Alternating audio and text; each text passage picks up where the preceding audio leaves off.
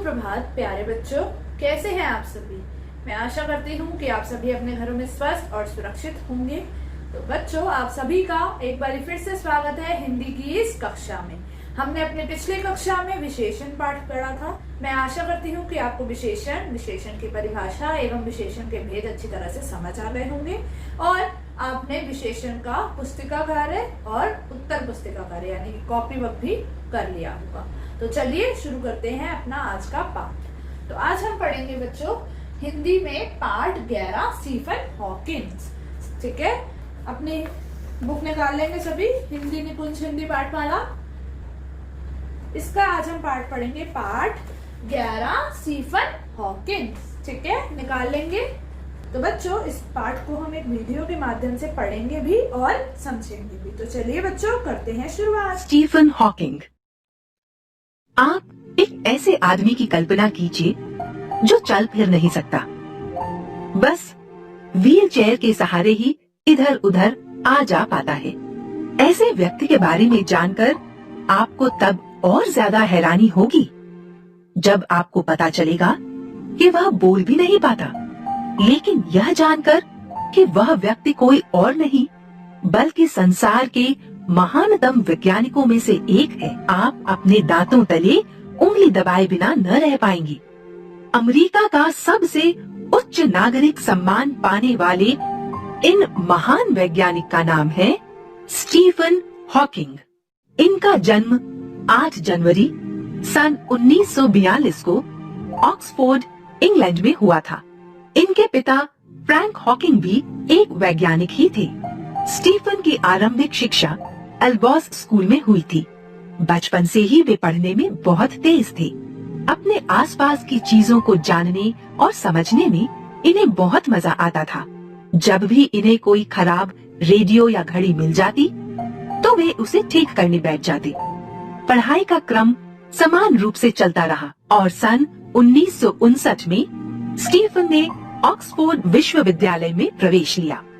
Oxford विश्वविद्यालय से अपनी पढ़ाई पूरी करने के बाद स्टीफन ने कैम्ब्रिज विश्वविद्यालय में प्रवेश किया और भौतिकी में शोध करने लगी। लेकिन अभी कुछ ही महीने बीते थे कि इन्हें एक बीमारी मोटर न्यूरॉन ने घेर लिया जो कभी भी ठीक नहीं हो सकती थी। इसके कारण इनका चलना फिरना बंद हो गया। अब व्हील चेयर ही हमेशा के लिए उनका सहारा बन गई। इसी दौरान इनकी मुलाकात जेन वाइल्ड नामक एक लड़की से हुई, जिससे आगे चलकर इनका विवाह हो गया। सन 1966 में स्टीफन हॉकिंग को कैम्ब्रिज विश्वविद्यालय से पीएचडी की डिग्री प्राप्त हुई, लेकिन फिर भी स्टीफन ने कैम्ब्रिज में अपना शोध जारी रखा। मात्र 37 वर्ष की आयु में वे लुकासियन प्रोफेसर के पद पर नियुक्त किए गए। इस पद पर पहले प्रसिद्ध वैज्ञानिक न्यूटन और बाद में डिराक भी रह चुके थे। अपने व्याख्यानों और लेखों से स्टीफन ने दुनिया भर के विज्ञान प्रेमियों को खूब प्रभावित किया है। अपने एक व्याख्यान में स्टीफन ने कहा, हमारा ब्रह्मांड निरंतर फैलता जा रहा है। जैसे किसी गुब्बारे पर 2 बिंदु बना दिए जाएं और उसके बाद गुब्बारा फुलाया जाए तो वे बिंदु एक दूसरे से दूर होते जाएंगे पर रहेंगे गुब्बारे पर ही। यही बात ब्रह्मांड और ग्रहों पर भी लागू होती है। जहां एक ओर स्टीफन अपनी विलक्षण प्रतिभा और कड़े परिश्रम से दुनिया को नवीनतम जानकारी देते रहे हैं, वहीं दूसरी ओर प्रकृति लगातार उनकी अपंगता बढ़ाती चली जा रही है। सन 1985 में इन्हें भयंकर न्यूमोनिया हो गया। इस बार इनके बोलने की शक्ति भी चली गई। ऐसे में उनके सामने एक गंभीर समस्या खड़ी हुई। इस समस्या के हल के लिए उन्होंने एक छोटा सा कंप्यूटर अपनी व्हील चेयर के साथ लगवाया और एक स्पीच सिंथेसाइजर भी इस कंप्यूटर के साथ लगवा दिया। अब उनके शरीर में केवल इतनी शक्ति है कि वे कीबोर्ड के बटन दबाकर इधर उधर आते जाते हैं और साथ ही स्पीच सिंथेसाइजर की सहायता से लोगों के प्रश्नों के उत्तर भी देते हैं। इतनी विकट विकलांगता होने के बावजूद उन्होंने हार नहीं मानी। उनमें गजब का आत्मविश्वास देखा जा सकता है।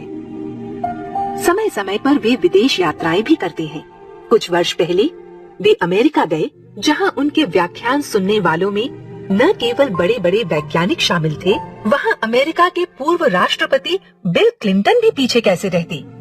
A brief history of time पुस्तक के माध्यम से उन्होंने आम पाठकों को ब्रह्मांड के तमाम रहस्यों के बारे में साधारण शब्दों में समझाने की चेष्टा की है। वे लिखते हैं, मुझे सबसे ज्यादा खुशी इस बात की है कि मैंने ब्रह्मांड को समझने में अपनी भूमिका निभाई, इसके रहस्य लोगों ने खोले और मैं इस पर किए गए शोध पर अपना योगदान दे पाया।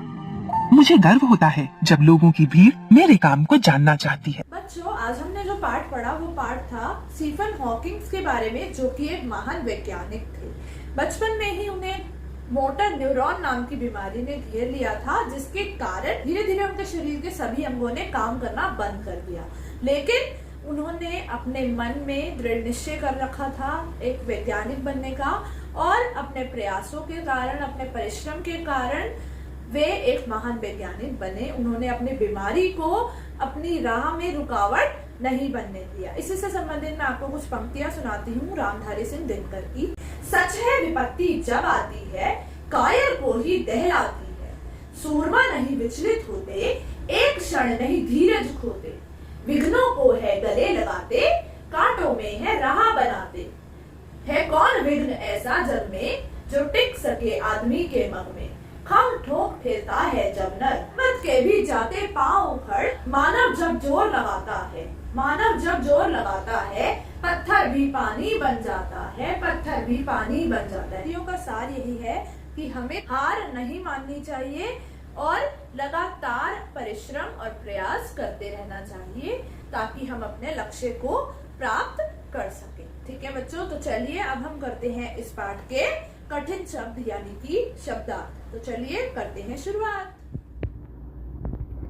पाठ 11 स्टीफन हॉकिंग्स। शब्दार्थ। पहला कठिन शब्द है महानतम। महानतम का अर्थ होता है सबसे अधिक महान, जिसका इंग्लिश में मीनिंग होता है द ग्रेटेस्ट। ठीक है। अगला शब्द है भौतिकी। भौतिकी का अर्थ होता है भौतिक शास्त्र, जिसको इंग्लिश में हम क्या बोलते हैं, फिजिक्स। ठीक है। अगला शब्द है बच्चों शोध। शोध का मतलब होता है अनुसंधान कार्य यानी कि रिसर्च वर्क। अगला शब्द है बच्चों नियुक्त। नियुक्त का अर्थ होता है तैनात। क्या है, तैनात। इंग्लिश में हम इसको बोलते हैं टू अपॉइंट, किसी को अपॉइंट करना। अगला है बच्चों शब्द व्याख्यान। क्या है, व्याख्यान। व्याख्यान का अर्थ होता है भाषण, जिसको इंग्लिश में हम क्या बोलते हैं, लेक्चर। ठीक है। अगला शब्द है विलक्षण। क्या है, विलक्षण। विलक्षण का अर्थ होता है असाधारण। असाधारण मतलब यूनिक, जो यूनिक होता है। अगला शब्द है स्पीच सिंथेसाइजर। एक मशीन जिससे लोगों के प्रश्नों के उत्तर दिए जाते हैं, यानी कि स्पीच सिंथेसाइजर एक मशीन है जिससे लोगों के प्रश्नों के उत्तर दिए जाते हैं। एक बार फिर से दोहरा लेते हैं बच्चों। महानता, सबसे अधिक महान। भौतिकी, भौतिक शास्त्र।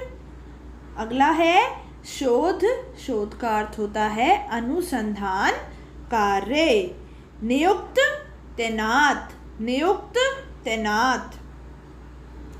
व्याख्यान, भाषण। व्याख्यान, भाषण। अगला शब्द है विलक्षण। विलक्षण का अर्थ होता है असाधारण या यूनिक।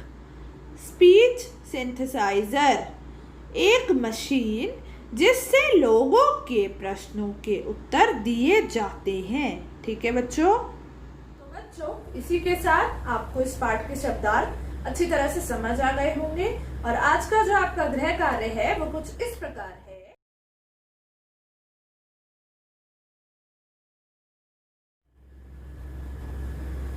इसी के साथ हमारी आज की ये कक्षा यही समाप्त होती है। अगली कक्षा में हम इस पाठ के प्रश्न उत्तर और पुस्तिका कार्य करेंगे। अब हम मिलेंगे अपनी अगली कक्षा में, तब तक के लिए मेरा प्यार भरा नमस्कार।